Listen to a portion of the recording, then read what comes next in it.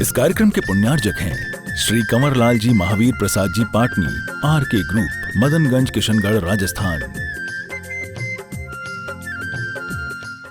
नवाचार्य श्री समय सागर जी महाराज के जय जय जय। गुणायतन पीड़िता संघ का समाधान भावना एक प्रवर्तक, जन जन के संत प्रखर वक्ता, बोले परम पूज्य मुनि श्री प्रमाण सागर जी महाराज के जय जय जय। मुनिवर श्री निर्वेक सागर जी महाराज के जय जय जय। मुनिवर श्री संधान सागर जी महाराज के अष्टानिका महापर्व की श्री सिद्ध चक्र महामंडल विधान की देवी अहिल्या की नगरी मालवा की शान, मध्य प्रदेश की आर्थिक राजधानी इंदौर के विजयनगर चौराहे से सिद्ध चक्र महामंडल विधान के मुख्य मंडप से सायंकालीन टीवी चैनल का बहुचर्चित विश्व विख्यात संघ का समाधान के कार्यक्रम में हम और आप अपनी शंकाओं का समाधान प्राप्त करें। उसके पूर्व पारस चैनल, जिनवाणी चैनल, आदिनाथ चैनल और प्रमाणिक ऐप के माध्यम से जो इस कार्यक्रम को घर में बैठ के देख को सुन रहे हैं और यहाँ पर उपस्थित देश विदेश के समस्त श्रावक श्राविकाओं का धर्म प्रभावना समिति सकल जैन समाज इंदौर हार्दिक अभिनंदन स्वागत करता है। चलते हैं प्रतिदिन की भांति परम पूज्य मुनिवर के श्री चरणों में नमन करते हुए आशीर्वाद प्राप्त करेंगे और निवेदन करेंगे। संघ का समाधान के कार्यक्रम के लिए दोनों हाथ जोड़ लेंगे, मेरे साथ दोहराएंगे, बोलेंगे हे मुनिवर नमोस्तु नमोस्तु नमोस्तु। और आइए गुरुवर के आशीर्वाद से हम और आप अपनी शंकाओं का समाधान प्राप्त करें। उसके पूर्व आप सभी से कहना चाहूँगा, आज प्रातःकाल की वेला में हर्षोल्लास के साथ ऐतिहासिक प्रभावना के साथ सिद्ध चक्र महामंडल विधान का आगाज हुआ और आज ऐसा लग रहा था कि स्वर्ग का पूरा वैभव इंदौर में उतर के आ गया है।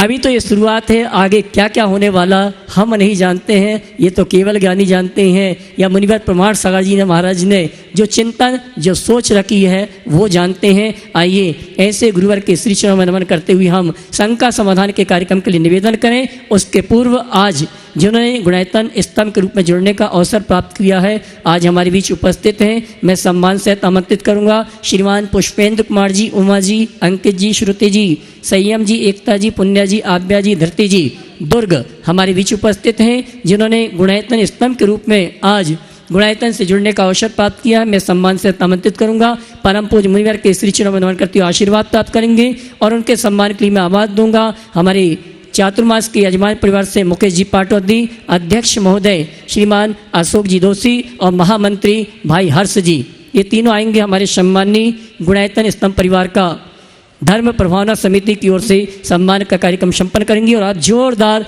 ताली बजाकर सम्मान करें। और आइए चलते हैं हम और आप पुनः एक बार जुड़ते हैं गुरुवर से संघ का सम्मान के कार्यक्रम के लिए और मैं आगे के कार्यक्रम के संचालन के निवेदन करूंगा। मुनिवर संधान सागर जी महाराज से दोनों हाथ उठा के जयकारा लगाएंगे, बोले परम पूज्य मुनि श्री प्रमाण सागर जी महाराज की।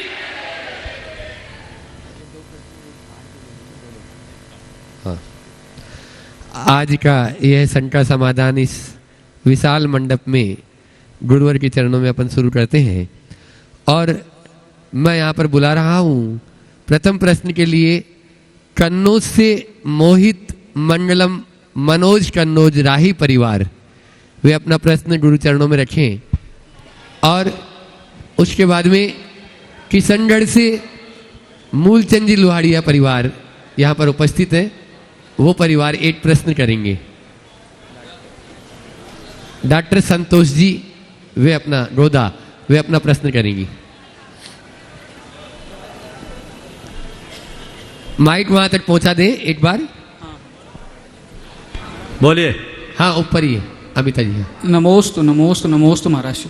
महाराज मेरा यह प्रश्न है कि ऐसा बोला जाता है कि अपने अपने कर्मों का फल सबको मिलता है और इसी जीवन में मिलता है, तो क्या ये सत्य है कि जो भी अच्छे कर्म या बुरे कर्म हम लोगों ने करे हैं वो हम लोग इसी जन्म में घटित करेंगे या अगले जन्म में जाके घटित करते हैं, या पुराने जन्मों का जो भी फल होता है वो हम इस जन्म में घटित करते हैं? देखिए, बात बिल्कुल सही है कि हम अपने किए का ही फल पाते हैं, दूसरे के किया का फल नहीं। और हम इस जीवन का भी फल पाते हैं और अतीत के जीवन का भी फल पाते हैं। कोई ज़रूरी नहीं कि हम अपने सब कर्मों का फल इसी जन्म में पालें। ऐसा भी संभव है कि हम इस जन्म में बांधे हुए फल कर्म को आगे अनेक जन्मों में भोगने के लिए बाध्य हों। और कुछ चीज़ें ऐसी होती है जिसे बहुत अच्छे से समझना चाहिए। हम कर्म का फल तो भोगते ही हैं, लेकिन कई बातें ऐसी होती जो संयोग से हो जाती। हर काम केवल कर्म से ही होता है, ये अवधारणा ठीक नहीं है। जैन दर्शन कर्मवाद को तो स्वीकारता है, लेकिन केवल कर्मवाद को ही नहीं मानता। बहुत ध्यान से सुनना। जो कुछ भी होता है केवल कर्मोदय से ही होता है, यह कथन एकांततः ठीक नहीं। कुछ घटनाएं संयोग से होती। पारसनाथ भगवान के ऊपर कमठ ने 10 भव तक लगातार उपसर्ग किया। अब कोई बताए कि वो उनके कौन से कर्म का फल था? है क्या हमारे पास कोई ऐसा कर्म?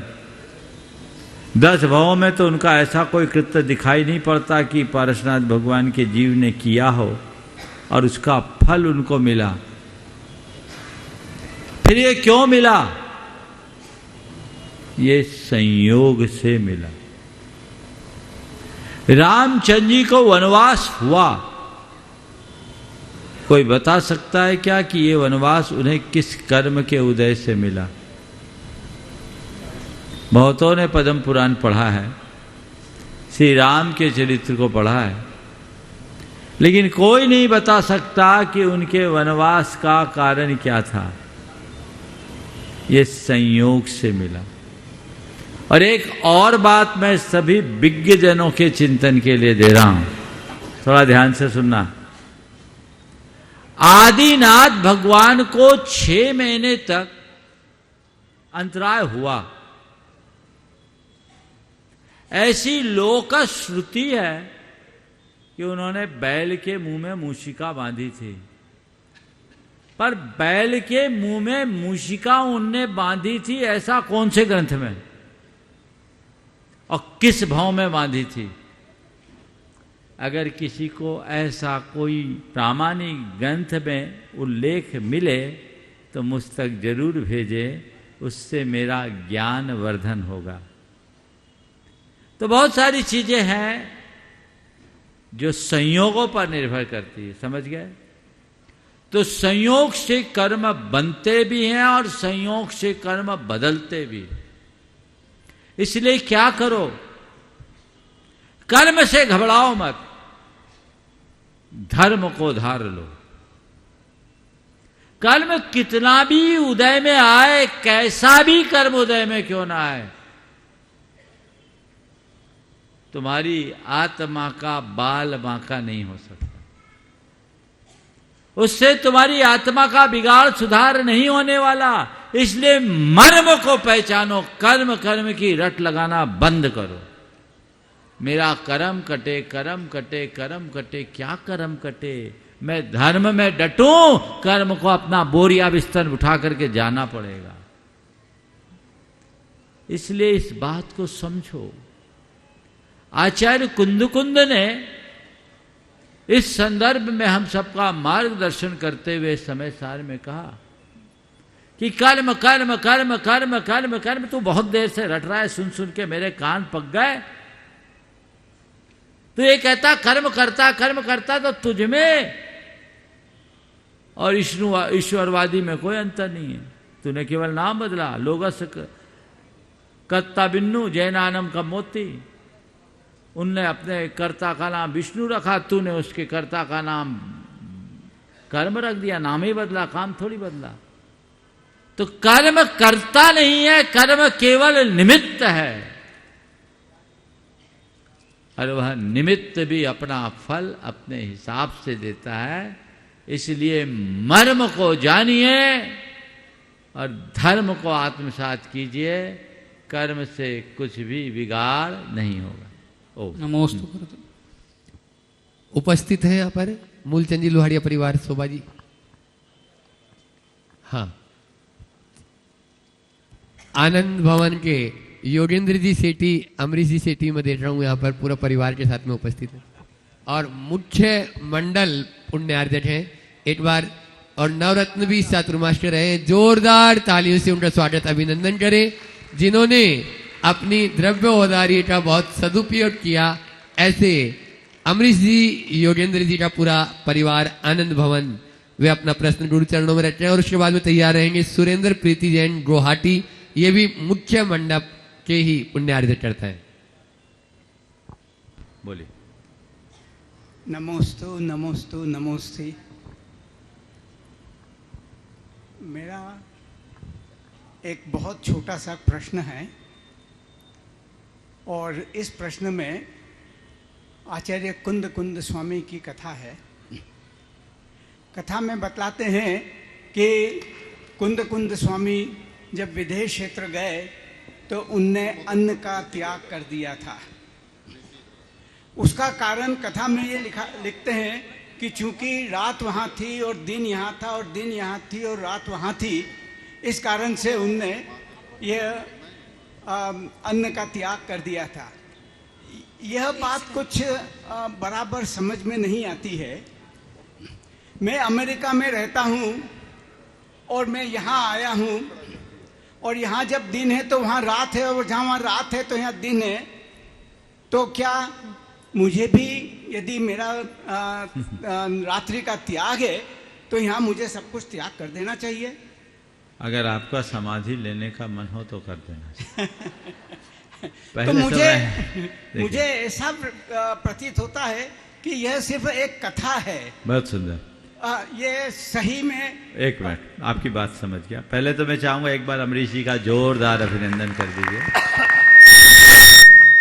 अमेरिका में रहते हुए भी धर्म के प्रगाढ़ अनुरागी हैं, और सिद्ध चक्र महामंडल विधान में अपनी विशेष उपस्थिति के साथ यहाँ पर प्रकट हुए हैं। मुख्य मंडल के पुण्यार्जक है। एक बार इनका जोरदार अभिनंदन। आपने जो बात कही है, सबसे पहली बात तो ये सब बातें केवल बातें हैं, आगम में ऐसा कोई विधान नहीं। रात्रि भोजन के त्याग का मतलब है आलोकित पान भोजन। आलोकित पान भोजन का मतलब घड़ी नहीं, प्रकाश, प्राकृतिक प्रकाश। अगर दिन के 12 बजे भी प्राकृतिक प्रकाश का अभाव है तो आप सदोष आहार ग्रहण कर रहे हैं। इसलिए आप निश्चिंत रहिए, यहाँ रहिए तो यहाँ की सूरज घड़ी से चलिए, और वहाँ रहिए तो वहाँ की धूप घड़ी से चलिए। इसमें कोई विकल्प करने की जरूरत नहीं है। मेरा एक प्रश्न और है महाराज जी।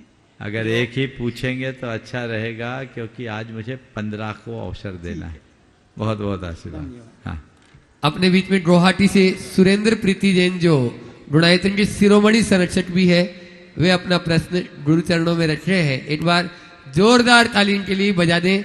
इन्होंने भी मुख्य जो 6 सामने जो मंडल नजर आ रहे हैं उसमें अपना स्थान इन्होंने प्राप्त किया है, और वे अपना प्रश्न करें। और उसके बाद में तैयार रहेंगे आज के ध्वजारोहण करता परिवार, आकाश डाली कोयला परिवार, पूरा परिवार तैयार रहेगा। नमोस्तु गुरुवर, नमोस्तु गुरुवर, नमोस्तु गुरुवर। गुरुवर, प्रश्न तो प्रीति पूछेगी, सिर्फ मैं एक अपने भाव के बारे में जानना चाहता हूं कि जब यहाँ विधान फाइनल हुआ था,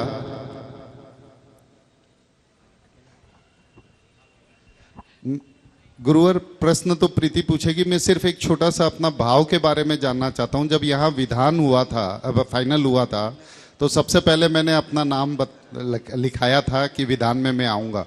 फिर कुछ इस तरह के प्रोग्राम हो गए कि मेरा आना कैंसिल हो गया। तो जब पहले दूसरे प्रोग्राम मेरे मन पे हावी हो गए और मैंने यहाँ आने का प्रोग्राम कैंसिल किया, जब कैंसिल किया तो फिर मन बहुत विचलित हो गया, प्रीति का भी मन बहुत विचलित हो गया कि ये क्या कर रहे हैं, तो फिर हाँ कर दिया। फिर एक बार जैसे ही हाँ किया तो बाकी प्रोग्राम मन पे हावी हो गए, फिर ना का मन बन गया। तो ये जो भावों का ऊपर नीचे होता है, हाँ किया तो यहाँ का भाव नहीं बन रहा है और ना किया तो अब यहाँ का भाव बन रहा है, तो ये भावों को मैं कैसे संभालूं और क्या करूं? पहले तो मैं चाहूँगा एक बार सुरेंद्र भाई का भी जोरदार अभिनंदन करें। प्रायः इन्होंने सभी विधान में प्रमुखता से अपनी भागीदारी रखी है और मैं मानता हूँ कि तुम्हारा वही कोई पुण्य था जिसने आज तुम्हें यहाँ ला कर के उपस्थित किया। आपने जो सवाल किया है कि हाँ ना के बीच में डोलते हुए मन को हम स्थिर कैसे बनाएं, इसका एक ही उपाय है, दृढ़ संकल्प। तुमने हाँ किया पर संकल्प नहीं किया। संकल्प कर लेने के बाद कोई किसी भी प्रकार की ढील होती नहीं। और एक बात बताऊं, एक सॉल्यूशन और बताता हूं सबके लिए, संकल्प ही नहीं करो, प्री अमाउंट भेज दो, फिर ना नहीं होगा कभी। फिर कभी ना नहीं होगा, फिर मन जाएगा ही नहीं। अब जाना ही है तो जाना ही है, फिर क्या सोचना, ऐसी प्रायोरिटी रखो।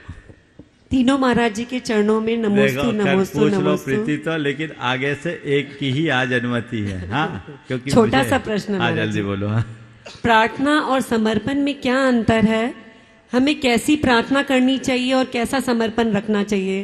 देखिए, प्रार्थना अपने इष्ट के समक्ष अपने हृदय के उद्गार को प्रकट करना, ये प्रार्थना, जहाँ सामने वाले के गुणों का बखान होता है और स्वयं को स्वस्थ, समर्थ, सशक्त और सकारात्मक बनाने की कामना की जाती है। ये एक प्रार्थना है।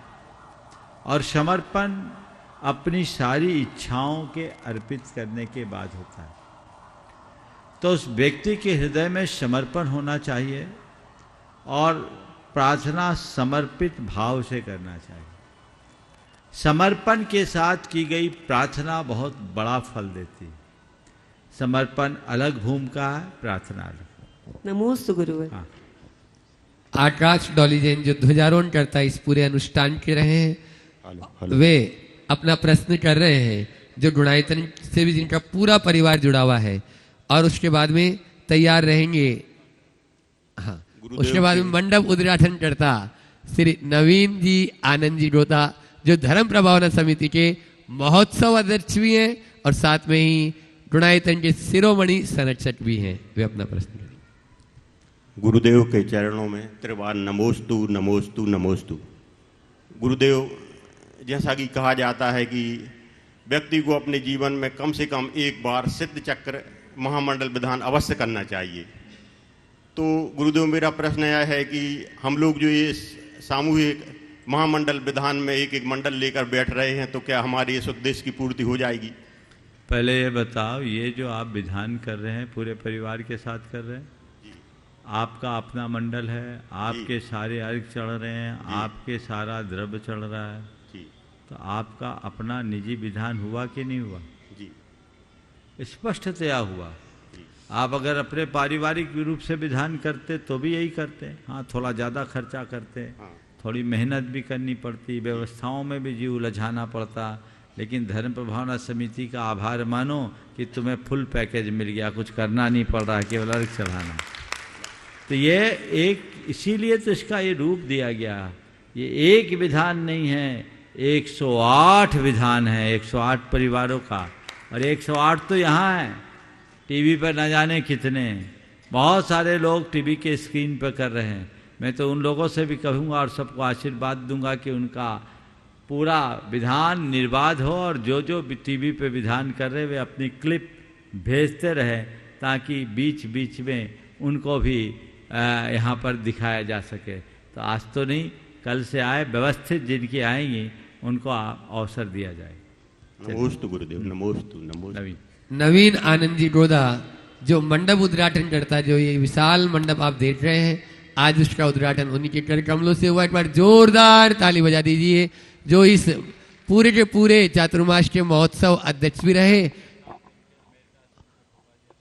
और साथ में है अमेरिका से उनके फूफा जी अशोक जी सेठी वे अपना प्रश्न यहाँ पर गुरुदेव के चरणों में और उसके बाद में तैयार रहेंगे हर्ष तृप्ति जैन, जिन्होंने मंडल कलश स्थापन करने का सुअवसर प्राप्त किया इस महान अनुष्ठान में, और धर्म प्रभावन समिति के महामंत्री और गुणायतन के शिरोमणि संरक्षक हैं। गुरुदेव के चरणों में नमोस्तु नमोस्तु नमोस्तु। गुरुदेव को प्रश्न और शंका का समाधान तो फूफा जी साहब पूछेंगे, पर एक छोटा सा मेरे मन में और मेरे मस्तिष्क में कुछ है। गुरुदेव, ऐसा क्या कारण था कि निष्ठापन वाले दिन दीपावली का जो शुभ मुहूर्त था उस दिन सुबह सुबह निष्ठापन का कार्यक्रम हुआ, और उस कार्यक्रम में चूंकि मैं आ नहीं पाया था और मन में बड़ा विकल्प था कि चूंकि मेरे मंदिर में शांति धारा का और लड्डू का चढ़ाने का कार्यक्रम लेट हो गया था, तो मैं उस कार्यक्रम में आ नहीं पाया। महोत्सव अध्यक्ष के नाते मेरे मन में कलश करते करते भी ये विकल्प हो रहा था कि मैं नहीं पहुंच पाया।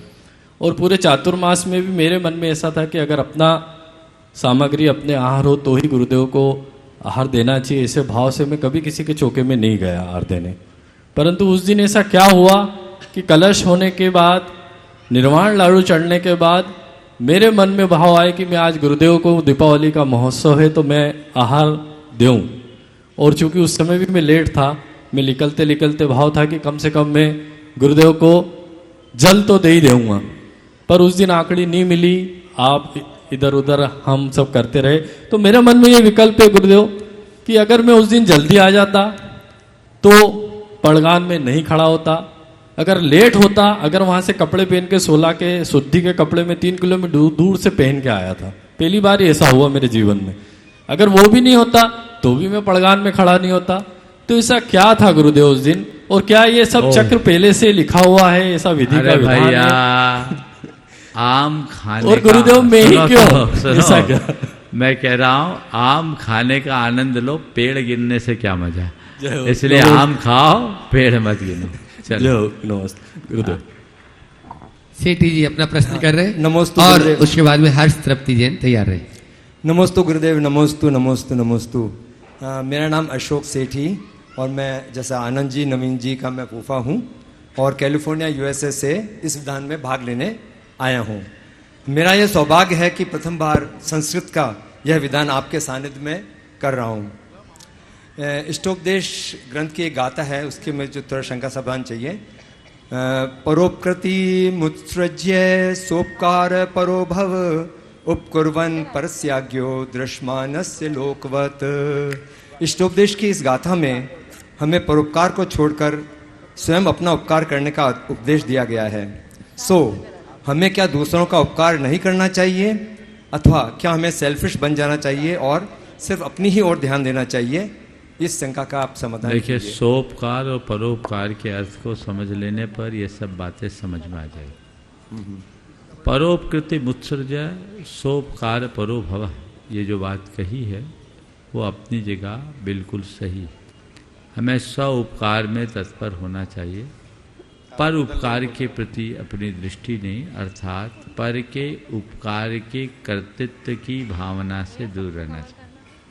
मुझे उसका उपकार करना है, मुझे उसका उपकार करना है, मुझे ये करना है, मुझे वो करना, ये जो मनोभाव है ये एक प्रकार का विकल्प, आकुलता और अभिमान को जन्म देने वाला है। इस प्रकार के विकल्पों और आकुलताओं से बचो। सोपकार परो भव, अपनी आत्मा के उपकार में तत्पर हो, अपनी दृष्टि आत्मोन्मुखी बनाए, आध्यात्मिक बने। और ध्यान रखना, पर उपकार में भी आत्म उपकार देखो, मेरा जो कर्तव्य है उस कर्तव्य के भाव से काम करे। स्वांतः सुखाय बहुजन हिताय की भावना जब मन में होती है तो सब चीज़ें हमारे जीवन में घटित हो। आचार्य कुंद ने समय साथ लिखा, किस लिए लिखा? परोपकार के लिए। उनने अपने वो आत्म उपकार के लिए लिखा, उससे परोपकार हो गया। स्वांतः सुखाय बहुजन हिताय। तो जैसे अपन दूसरा काम करते हैं, जैसे मंदिर में अपन सब काम करते हैं सबके लिए, तो वो छोड़ कर वो आपका सोपकार है। आप दूसरों के लिए करते हैं कि खुद के लिए करते हैं? नहीं, दूसरों के लिए करते हैं। तो क्यों करते हैं दूसरों के लिए? ताकि सबको लाभ मिल जाए, धर्म लाभ सबको लाभ मिले नहीं मिले, मेरे निमित्त से इतने लोग पूजा करेंगे, मुझे कितना लाभ मिलेगा ये देखो। अच्छा। आप ये सोचोगे कि मैं सुबह से द्रव्य की थाल लगा रहा हूँ, सबको लाभ दे रहा हूँ, अहंकार आ जाएगा। और आप उसी को इस भाव से करोगे कि मेरा कितना बड़ा सौभाग्य है कि मेरे हाथ से लगाई थाली से सैकड़ों लोग पूजा कर रहे हैं। हे भगवान, मैं तो 1 ही घंटा पूजा कर पा रहा हूँ, लेकिन चलो कम से कम इस निमित्त से इतने लोग पूजा करेंगे, मुझे कुछ तो भला होगा, ये सोचे। नमोस्तु भगवान, नमोस्तु। हर्ष तृप्ति जैन जो मंडल कलश इस अनुष्ठान में स्थापित किए और साथ में ही महामंत्रीय धर्म प्रभावना समिति के और शिरोमणि संरक्षक गुणायतन, एक बार जोरदार तालियों से इनका भी अभिनंदन कर दे। गुरुदेव कमान सागर जी, उसके बाद में अशोक रानी दोषी तैयार रहेंगे। गुरुदेव प्रमाण सागर जी सत्संग के चरणों में नमोस्तु नमोस्तु नमोस्तु, शुल्लक जी के चरणों में इच्छामि इच्छामि इच्छामि। गुरुदेव, मैं एक दिन दुकान पर बैठकर एक किताब स्वाध्याय कर रहा था, पाप से कैसे बचा जाए। बड़ी तन्मयता से मैं ये स्वाध्याय कर रहा था, लेकिन इतने में एक मुस्लिम भाई दुकान पर चढ़े। उन्होंने कहा, क्या पढ़ रहे हो सेठ जी? मेरे मुंह से तपाक से निकल गया, ये बात तुम्हारे हिंसा करने वालों के समझ में नहीं आएगी। तो उसने जो मेरे से कहा कि तुम लोग क्या जैनी हिंसा नहीं करते हो? तुम लोग भी, तुमको भी हमने देखा है मच्छरों को ऐसे ऐसे करके मारते रहते हो, तो क्या तुम हिंसा नहीं करते हो? तो गुरुदेव, मेरी शंका ये है कि वो भी हिंसा करते हैं 5 इंद्रिय जीवों की, और हम लोग 3 इंद्रिय 4 इंद्रिय जीवों को मार देते हैं, तो पाप बराबर लगता है या कम ज्यादा? इसका शंका का समाधान कीजिए। सबसे पहली बात तो ये, किसने बताया कि पंचेंद्रिय की हिंसा करना हिंसा है और 2 इंद्रिय 3 इंद्रिय 4 इंद्रिय की हिंसा करना हिंसा नहीं है? किसने बताया? ये तो आपकी मन गढ़ंत कहानी है। किसी भी जीव की हिंसा हिंसा है, हिंसा मात्र हिंसा है, और हमें उससे बचना चाहिए, बचना ही चाहिए। ये आपका प्रमाद है, आपका अज्ञान है, जिससे इस तरह की हिंसक प्रवृत्तियां होती है। हमें ऐसी हिंसक प्रवृत्तियों से अपने आप को पूरी तरह दूर रखने का प्रयास करना चाहिए। यदि इस भाई ने आपसे कहा है तो ये बहुत बड़ा संदेश है, लोगों को अपनी प्रवृत्तियों में जागरूक होना चाहिए। और अहिंसा के धर्म को जानने के बाद भी यदि कोई हिंसा का कार्य करता है तो ये तो और ज़्यादा गंभीर बन जाता है। इसलिए ऐसी तमाम प्रवृत्तियों से सबको बचकर और बचा करके चलना चाहिए। दूसरी बात जो इस संदर्भ में है वह ये कि उनके द्वारा की गई हिंसा हिंसा नहीं, हिंसा हिंसा है। और छोटे और बड़े जीव में जिस प्राणों के घात का नाम हिंसा है, हम जितने प्राणों का घात करेंगे हमारी हिंसा उतनी बड़ी होगी। हमें सजग रहना चाहिए और प्रवृत्ति में पूर्ण संयम को पालना चाहिए। गुरुदेव, एक छोटा सा प्रश्न है, सिर्फ छोटा सा। एक ही करो बाबा, छोटा नहीं, चैन नहीं खींचो। धर्म प्रभावना समिति के अध्यक्ष छोटा गुरुदेव, स्वाध्याय को श्रेष्ठ तप क्यों माना गया? उसको परम तप और श्रेष्ठ तप क्यों बोलते हैं? स्वाध्याय को इसलिए श्रेष्ठ तप कहा कि स्वाध्याय में व्यक्ति के अंदर अप्रमत्तता आ जाती है, आत्म जागरूकता आ जाती है। वो केवल किताबी अध्ययन का नाम नहीं है, स्व का अध्ययन, जिससे हम अपनी आत्मा का अध्ययन करें, आत्म स्वरूप को पहचाने जाने और अपने परिणामों को सुधारे, वही स्वाध्याय है। और ये स्वाध्याय श्रेष्ठ तप। नमोस्तु गुरुदेव, नमोस्तु। धर्म प्रभावना समिति के अध्यक्ष और गुणायतन के शिरोमणि संरक्षक अशोक रानी दोषी पूरे परिवार के साथ में यहाँ पर है। इस चातुर्मास में बहुत अच्छा योगदान इनका रहा है और विधान के विशेष पुण्यार्जक है और भी विशेष अभी और बनना चाहते हैं। एक बार जोरदार ताली बजा दीजिए। अशोक अपूर्व जी, सत भैया परिवार तैयार रहे टीकमगढ़ से। मुनि संघ के चरणों में सशत वंदन। चुल्लक जी को इच्छामी। महाराज श्री, जब से आप इंदौर में आए हैं तब से लेकर आज तक सब इतिहास बनते जा रहे हैं। जो भी कार्य हुआ है एक नया इतिहास बना है। आज जो ये भव्याति भव्य मंडल रचना और ये भव्याति भव्य महापंडाल जो हुआ है, ऐसा लगता है कि जैसे गुणायतन के हम वो 3D जो देखते हैं वैसा लगता है कि क्या समोसन गुनायतन ने जो कल्पना की है वैसा का वैसा ही समोसन बना हुआ है, या ऐसा लगता है कि भगवान महावीर स्वामी का समोसन ऐसा ही था जब पूजा सुबह चल रही थी, तो ऐसा लग रहा है। दूसरे पूरे इंदौर वाले इसको देखना चाहते हैं, अभी सबको रोक रखा है, अन्य समाज वाले भी, क्योंकि अभी शुद्धि का मैटर है। तो मैंने कहा अभी थोड़ा हमारा 10 दिन हो जाने दो, बाकी काफ़ी लोग देखना चाहते हैं और पूरे इंदौर के इतिहास में ये पहली बार हुआ है। तो आप जब से आए, जब से इंदौर के इतिहास में हर चीज़ पहली बार होती है। दूसरा निवेदन ये है कि यंत्र तंत्र मंत्र आपने कुछ बोला था सुबह, तो उसकी भी योजना चाहिए, अभी करें या सुबह। और प्रश्न जो है मेरी ससुराल पक्ष वाले मीना जी पहाड़िया करेंगे, मेरा नहीं है। चलो बोलो। नमस्ते महाराज जी, नमस्ते नमस्ते महाराज जी। कर्मों की निर्जरा करने के लिए कर्म अच्छे करना चाहिए या धर्म ज्यादा करना चाहिए? देखिए, बहुत अच्छी बात। सबसे पहले तो जो भावना अभी अशोक जी ने यहाँ प्रकट की, ये बहुत उत्तम भावना है। जहाँ तक आम जनों के इस मंडप में प्रवेश का सवाल है, हमें सभी को विधान के इस अवधि में ही प्रवेश देना है, किसी को रोकना नहीं है, लेकिन एक व्यवस्था सुनिश्चित करना है। जो शुद्धि में नहीं है वे नीचे के इस पूरे के पूरे जो पैसेज के दोनों ओर का स्थान है, यहाँ से सब मंडपों के दर्शन करें और लोगों को दर्शन करने आने दीजिए। बाहर उनके मुख शुद्धि की व्यवस्था कीजिए। इतने बड़े इस विधान का दर्शन करने से उनके कितने पाप कटेंगे। भगवान के दर्शन मात्र से अनेक जन्मों के संचित पाप नष्ट होते हैं। तो ऐसे लोगों को हम हृदय से स्वागत करें, उन्हें आने दें, कोई रोक टोक करने की ज़रूरत नहीं है। बस ये व्यवस्था आपको सुनिश्चित करनी है कि ऊपर जो चाहे वो ना आ जाए, क्योंकि इसकी आप जितनी पवित्रता रखेंगे उतने अच्छे परिणाम आएंगे। इसलिए सभी को पवित्रता का पूर्ण ध्यान रखना है। अब आपने जो सवाल किया कि अच्छे कर्म करने से पाप ज़्यादा होता, कर्मों की निर्जरा करने के लिए कर्म अच्छे करना चाहिए या धर्म अच्छा करना चाहिए? अच्छे कर्म को ही धर्म समझ लेना चाहिए। समझ गए? अच्छे कर्म करोगे, बुरे कर्म से बचोगे, जीवन अपने आप तरेगा। नमस्ते महाराज जी, नमस्ते। आगे पूरा परिवार गुरु चरणों का अनुरागी अखिलेश जी सतभैया के पिताजी बाबूलाल जी सतभैया और उनका बेटा अपूर्व सतभैया, जिसने इस चातुर्मास में बहुत ही असीम सतभैया पूरे चातुर्मास में बाप से बेटा सवाया होता है दिखा दिया इन्होंने। एक बार जोरदार ताली बजा दीजिए इन दोनों बच्चों के लिए भी।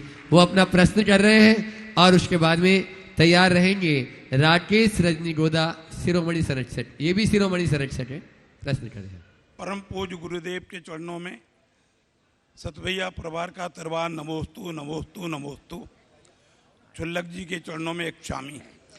महाराज जी, एक विनती है, भाव सहित बंदे जो कोई नरक पशु गति नहीं हुई। शिखल जी के संबंध में जो आज सिद्ध चक्र विधान का प्रथम दिन है, हम चाहते हैं कि सिद्ध चक्र विधान से क्या महत्व है आज ये समझ में आ जाए, ताकि हम लोगों की भावनाएं और अच्छी होकर विधान कर सकें। देखिए, बात बहुत अच्छी है। पहले तो मैं अखिलेश तुम्हें एक जानकारी दूंगा। अभी महाराज जी ने कहा कि बाप से बेटा सवाया होता है, और अभी एक रहस्य मैं उद्घाटित करूंगा तो तुम्हारी छाती फूल जाएगी। जो काम तुम नहीं कर पाए वो तुम्हारे बेटे ने कर दिखाया। समझ गए? तुम अपने पिताजी को शिरोमणि नहीं बना पाए, पर तुम्हारे बेटे ने तुम्हें परसों शिरोमणि बना दिया। नमोस्तु नमोस्तु नमोस्तु। और कहा महाराज आज नहीं, आज विधिवत करेंगे जब इनके दादा आएंगे। अच्छे से एक बार जोरदार करतल ध्वनि।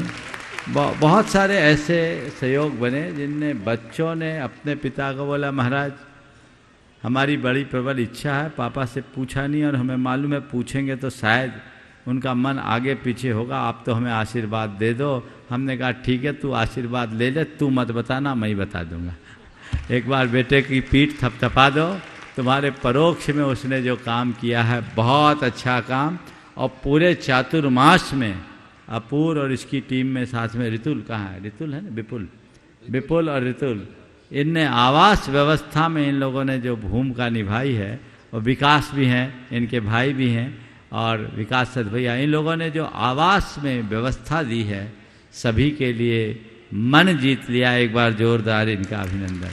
आपने जो सवाल किया है कि हम सिद्ध चक्र महामंडल विधान कैसे करें, देखिए कोई भी सद अनुष्ठान भाव के साथ करना चाहिए। हम लोग कहते हैं यस्मात् क्रिया प्रतिफलंति न भाव शून्य। भाव शून्य कोई भी क्रिया फलवान नहीं बनती। इसलिए हम जो भी कार्य करें, जो भी क्रिया करें, पूर्ण भावों के साथ करें, समर्पित भाव के साथ करें। इसमें आपकी विशुद्धि होनी चाहिए। सिद्ध चक्र महामंडल विधान की महिमा अचिंत्य है। इसके एक एक मंत्र के उच्चारण से हमारी आत्मा में जुड़े असंख्य असंख्य कर्म झड़ते हैं। हम लोग जब भक्तामर पढ़ते हैं तो कहते हैं तत्संखथापि जगताम दुरितानि हंति। और आपके नामस्मरण मात्र से संसारी प्राणियों के पाप नष्ट हो जाते हैं, ऐसा हम लोग पढ़ते हैं और सुनते हैं।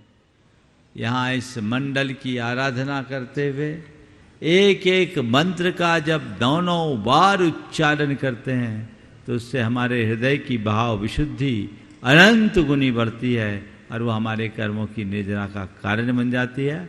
आप ऐसे ही अपनी भाव विशुद्धि को बढ़ाते रहें और कर्म निर्जरा करते रहें। नमोस्तु गुरुवर, नमोस्तु। राकेश रजनी जी गोदा ये भी गुणायतन के शिरोमणि संरक्षक है और पूरे 4 महीने मोहता भवन में जिन्होंने अभिषेक शांति धारा में अपना पूरा संपूर्ण योगदान दिया, जोरदार ताली बजा दीजिए गुरु चरणों के अनन्य अनुरागी। और उसके बाद में एस के जैन, चित्रा जैन परिवार हिंडोर में मंच पर विराजित त्रे विद्या रत्नों के मेरा सत्सत बंधन, सत्सत नमन। इस महाअश्यकारी शिक्षण मंडल विधान में भाग लेने के लिए प्रतिष्ठित आगरा की बेलाड़ा परिवार की 4 बेटी आई हुई हैं। गुरुदेव बहुत सुंदर। गुरुदेव, हम जो भाव मन में बनाते हैं कभी कभी वो कर्म नहीं कर पाते और कभी कभी जो भाव बनाते हैं वो कर्म होते ही नहीं है। तो जैसे कि 12 भावना, वैराग भावना, समाधि 16 का भावना, इनका भी महत्व है, वहीं कर्मों का भी महत्व है। जैसे मनुष्य जन्म से नहीं कर्म से महान बनता है, तो गुरुदेव क्या बताएं भावों का क्या महत्व है, कर्मों का क्या महत्व है? देखिए मनुष्य जन्म से नहीं कर्म से महान बनता है, बिल्कुल सही बात है। पर अच्छा कर्म कब करते हैं? जब हम अच्छे भाव आते हैं। अगर हमारे भाव खराब होंगे तो कर्म अच्छे नहीं होंगे। इसलिए हमें चाहिए कि हम अच्छा कर्म करने का भाव रखते रहें ताकि उसका सही प्रभाव हो और हम अपने जीवन को आगे बढ़ा सकें। नमस्ते गुरुदेव। हाँ। एस के जैन साहब, चित्रा जी जैन उपस्थित हैं। रमेश जी, प्रभा देवी जी, निर्वाणा परिवार जिन्होंने मुख्य 6 मंडलों में अपना स्थान ग्रहण करने का सुअवसर प्राप्त किया है और इस पूरे के पूरे धर्म प्रभावना समिति या चातुर्मास के जो मुख्य संयोजक भी रहे हैं, जोरदार तालियों से उनका स्वागत अभिनंदन करें। हाँ चलिए रमेश जी आगे। हाँ तब तक सविता दीदी एक प्रश्न गुरु चरणों में कर रही है, दीदी तक पहुंचाओ माइक।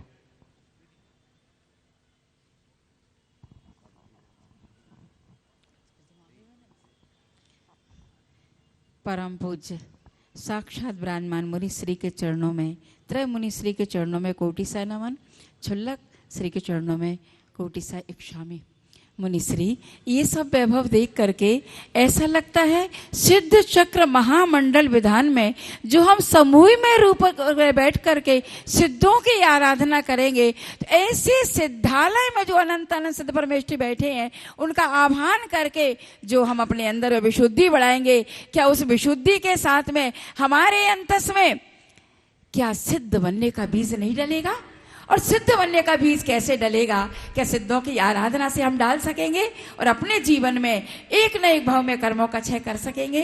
नमोस्तु महाराज जी। बहुत अच्छा सवाल किया है बहन जी ने। ये बात बिल्कुल सही है कि सिद्ध चक्र की इस आराधना से हम एक न एक दिन सिद्धत्व को प्राप्त करने के संस्कार जरूर प्राप्त करेंगे और वह हमारे सिद्धि की उपलब्धि का आधार बनेगा। भक्ति को मुक्ति का आधार कहा गया। बहुत बढ़िया। कर्म काटने का सबसे सरलतम माध्यम भक्ति।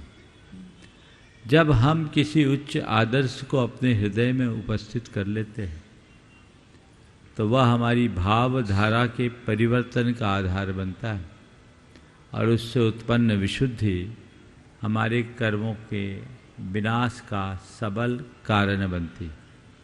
इसलिए हमें भाव विशुद्धि के साथ भगवान की भक्ति करना चाहिए।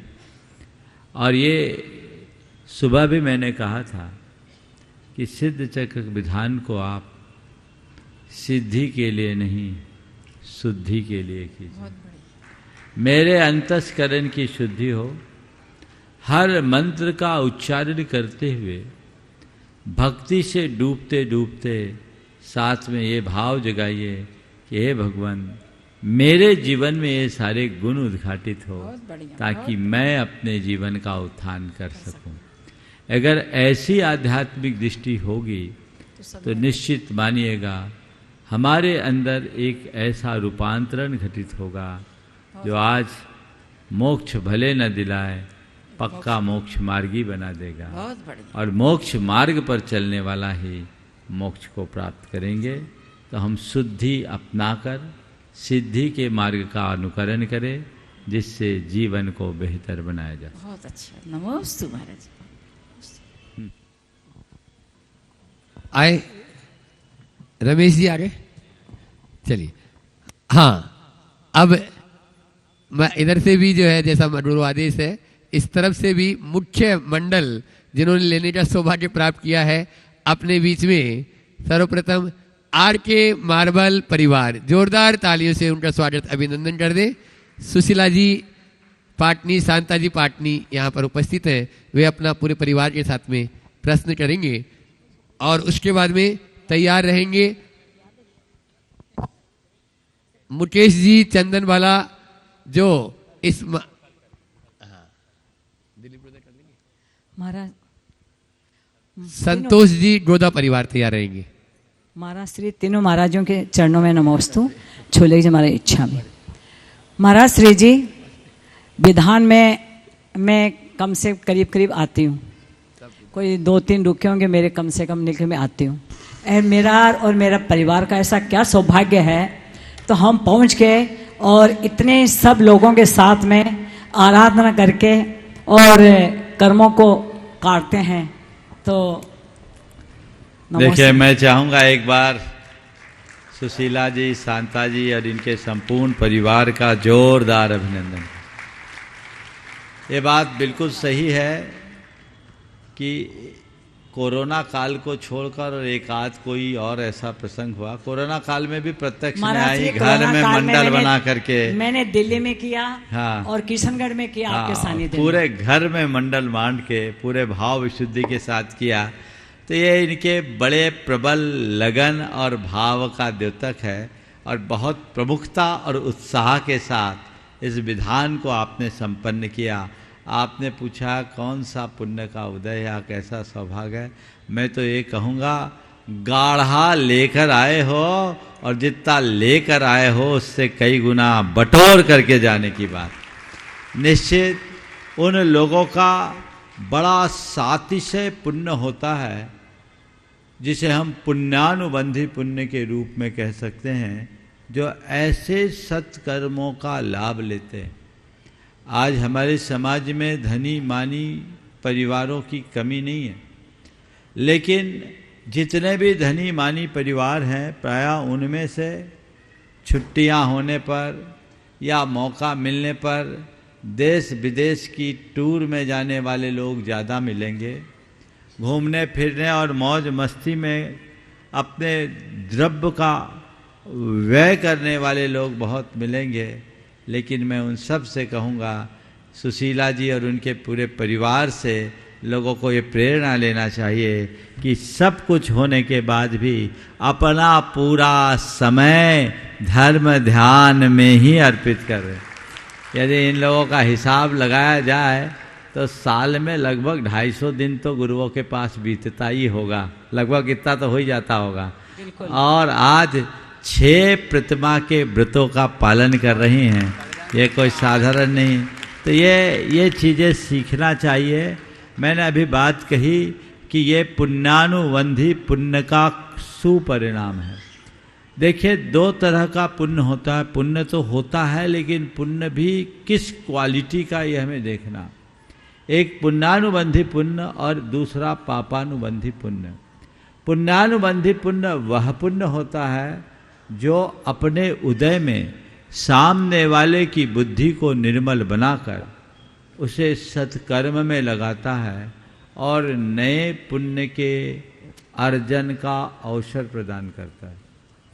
जो अपने उदय में व्यक्ति की बुद्धि को निर्मल बनाए और नए पुण्य के अर्जन का अवसर प्रदान करे, उसका नाम पुण्यानुबंधी पुण्य है।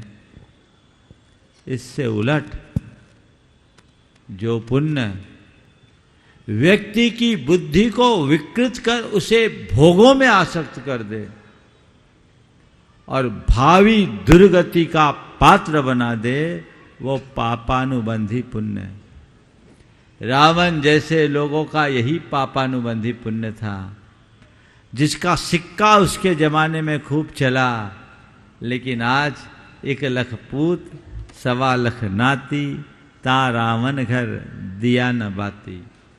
वैभव संपन्नता के साथ यदि बुद्धि की निर्मलता है और धर्म की प्रगाढ़ रुचि है, तो मानना कि तुम्हारा पुण्यानुबंधी पुण्य है और ये तुम्हें परंपरा से मोक्ष दिलाने वाला है। और इसकी जगह यदि तुम्हारी बुद्धि उल्टी चल रही है, तुम्हारी बुद्धि भोगों में आसक्त है, पापों में अनुरक्ति है, तो मान करके चलना कि तुम्हारा तीव्र पापानुबंधी पुण्य। पुण्य तो तीव्र है, लेकिन कौन सा पुण्य है? पापानुबंधी पुण्य है, जो एक दिन छीन होगा और तुम्हें दुर्गति का पात्र बनाएगा। अब इसमें एक बार और जोड़ दूं कि ये पुण्यानुबंधी पुण्य आता कहाँ से और पापानुबंधी पुण्य आता कहाँ से? दोनों पुण्य सद अनुष्ठानों से ही आता है। विशुद्ध भावों से भरकर आत्म शुद्धि की दृष्टि रखते हुए आत्म कल्याण की भावना से किए जाने वाले सदनुष्ठान से जो पुण्य अर्जित होता है, वह पुण्यानुबंधी पुण्य होता है। जैसे दूसरे शब्दों में कहूं तो सम्यक दृष्टि जो पुण्य अर्जित करता है, वो पुण्यानुबंधी पुण्य अर्जित करता है। इसे ही सातिशय पुण्य कहते हैं। और दूसरा, ख्याति, पूजा, लाभ और भोगाकांक्षा आदि की भावना से ग्रसित होकर किए जाने वाले सदनुष्ठान से पुण्य तो आता है, पर कौन सा पुण्य आता है? पापानुबंधी पुण्य। मैंने एक अच्छा काम किया, मैंने बहुत बड़ी तपस्या की, मैं मुनि बन गया। अगर अपने आत्म कल्याण की भावना से बना हो तो मुझे मोक्ष मिलेगा, और मैं नेम और फेम के चक्कर में मैं मुनिपन का पालन करूंगा तो पुण्य आएगा। पर कौन सा पुण्य? पापानुबंधी पुण्य, जो अपने उदय में मेरी बुद्धि को विकृत करके मुझे दुर्गति का पात्र बनाएगा। ये जब एक मुनि के साथ हो सकता है तो तुम सामान्य जन कहाँ लगते हो? इसलिए हमेशा आत्मदृष्टि से भरकर के धर्म का काम करो, जिससे हम आवागमन के चक्र से सदा सदा के लिए मुक्त हो सके। प्रायः लोग आत्ममुग्धता में जीते हैं, अच्छा कर्म करके भी उसका अच्छा परिणाम नहीं पाते। हमें चाहिए कि हम अच्छा कर्म भी करें और उसका अच्छा परिणाम भी पाए। नमोस्तु महाराज श्री, नमोस्तु। शांता जी पूछेगी क्या? चलो। हाँ। ओम। नमोस्तु महाराज श्री जी, इच्छामी महाराज जी। महाराज जी, मेरी जिज्ञासा है कि भरत चक्रवर्ती भी थे और रावण भी था, और अथाह संपत्ति का मालिक था रावण भी, लेकिन उसने अपने संपत्ति को भोगों में और सोने की लंका बनाई और उसमें लगाया उसने। और भरत चक्रवर्ती ने उसी धन संपत्ति से बेहतर जिनाले सोने के बनाए। तो क्या है ना, उसके पूर्व पाप कर्म का उदय था या उसके अपने को थोड़ा अभिमान था रावण को कि उसने सोने की लंका बनाई? बहुत अच्छा सवाल आपने किया। यही तो पापानुबंधी पुण्य और पुण्यानुबंधी पुण्य का अंतर। रावण चाहता तो मंदिर भी बना सकता था, लेकिन जब पापानुबंधी पुण्य होगा तो ऐसे भाव आएंगे ही नहीं। उसकी बुद्धि उलट गई, इसलिए उसने क्या किया, लंका तो बना ली, मंदिर नहीं बना पाया। पर भरत चक्रवर्ती भी चाहता तो अपना महल बना सकता था, पर उसे पता था महल खंडर हो जाएगा, मंदिर अमर बन जाएगा। महल खंडर हो जाएगा, मंदिर अमर बन जाएगा और बनाने वाले को भी अमर बना देगा। तो भरत चक्रवर्ती का मंदिर आज भी सुरक्षित है और रावण का महल धू धू करके जल गया। तो ये तभी होता है जब पुण्य का प्रबल उदय होता है। मैं अनेक लोगों को जानता हूँ जो पाप में एक पाई खर्च करना नहीं चाहते और परमार्थ में दोनों हाथों से उलीझते हैं। हमें भी यही करना चाहिए, दोनों हाथ उलीझिए, यही सयानों काम। ओम नमोस्तु आचार्य। उदयपुर से अनिल संतोष जी गोदा, डॉक्टर संतोष जी गोदा। त्रय मुनि राजों के चरणों में कोटिश वंदन, छुल्लक जी के चरणों में कोटिश वंदन। महाराज जी, एक तो अनेकांतवाद है, एक श्रद्धा है। अनेकांत में जहाँ हम ही का प्रयोग नहीं करके भीका ही करते हैं, भीका नहीं करते, भीका करते हैं। लेकिन श्रद्धा के अंदर हम समझते हैं कि ही होता है, क्योंकि श्रद्धा करने में हमको ये लगता है कि यही सत्य है, यही देवशास्त्र गुरु है और निर्ग्रंथ गुरु की उपासना से ये होगा। और अनेकांतवाद में ये फलित नहीं होता है। तो इन दोनों को कैसे? बहुत अच्छा सवाल आपने किया, एकांत और अनेकांत से संबंधित। देखिए, हमें इसे अच्छे से समझना चाहिए। अनेकांत का अर्थ ये कतई नहीं है कि जो बात हो, जैसी बात हो उसे वैसे स्वीकार लो, नहीं। हर बात अलग अलग संदर्भ में स्वीकारने योग्य है। आपके बाजू में अनिल जी हैं, आप उनकी धर्मपत्नी, वो आपके पति हैं। पर अनिल जी तो पति ही हैं, वो आपके पिता और पुत्र तो इस जन्म में नहीं हो सकते। पर कोई कहे कि अनिल आपके पिता भी हैं या पुत्र भी हैं, तो मैं अनेकांती मान लूँगा और कह सकता हूँ कि अगले जन्म में हो सकता है, कुछ भी बन जाए, पर इस जन्म में तो वो पति ही है। ये अनेकांत है। जो बात जिस संदर्भ में कही गई उस संदर्भ में उसी रूप में स्वीकार करना अनेकांत है। उसे चाहे जैसे रूप में स्वीकार करना अनेकांताभास है। इसलिए हमारी श्रद्धा जिस पर जैसी है वैसी ही होनी चाहिए, उसमें कोई परिवर्तन नहीं होना चाहिए। यदि हम बात बात में बदल जाएं तो बिना पेंदी के लोटा कहलाएंगे। गंगा गए गंगादास और जमुना गए जमुनादास। हाँ, गंगा का दास हो या जमुना का दास, कल्याण तो दास का ही होगा। और इतनी गुंजाइश है कि जमुना दास कभी गंगा दास बन सकता है। ये अनेकांत है। ऐसी सोच हमारे जीवन को बेहतर बनाती है। आज सिद्ध चक्र महामंडल विधान के सानंद संपन्नता शुभारंभ बहुत अच्छे से हुआ है। कल से इसी विधान को हम लोग और भव्यता के साथ संपन्न करेंगे, संपादित करेंगे। और कल सिद्ध चक्र विधान के सिद्ध भक्ति की शुरुआत जो लोग ऑनलाइन विधान कर रहे हैं उनके लिए और यहाँ जो उपस्थित है उनके लिए मैं ये कहना चाहूँगा कि सिद्ध भक्ति की शुरुआत 9 बजे हो जाएगी। सुबह हमने 9:15 कहा था, लेकिन अब ऐसे बोल रहे हैं कि हमारी तैयारी है 9 बजे से हो जाएगी। और कल आगे 1-2 दिन तक आप सबको भावना योग भी कल कराएं कि नहीं कराएं? कल 2 दिन बाद तो टाइम ही नहीं है, 2 ही दिन होगा, बाकी नहीं होगा। जिसको आना है वे लाभ ले लें, बाकी बाध्यता नहीं है। और जिनका विधान आज छूट गया, कल 8 और 16 दोनों प्रकार के अर्घ चढ़ाए जाएंगे। यानी आज की पूजा को कल रिपीट किया जाएगा और सारे कार्यक्रम अब तय समय पर होंगे और कल का विधान लगभग 10:15 तक 2 विधान है, हो जाएगा। लगभग 10:15 10:30 के बीच कल का विधान संपन्न हो जाएगा।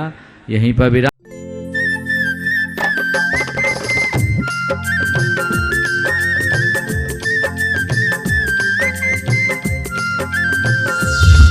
इस कार्यक्रम के पुण्यार्जक हैं श्री कंवरलाल जी महावीर प्रसाद जी पाटनी, आर के ग्रुप, मदनगंज, किशनगढ़, राजस्थान।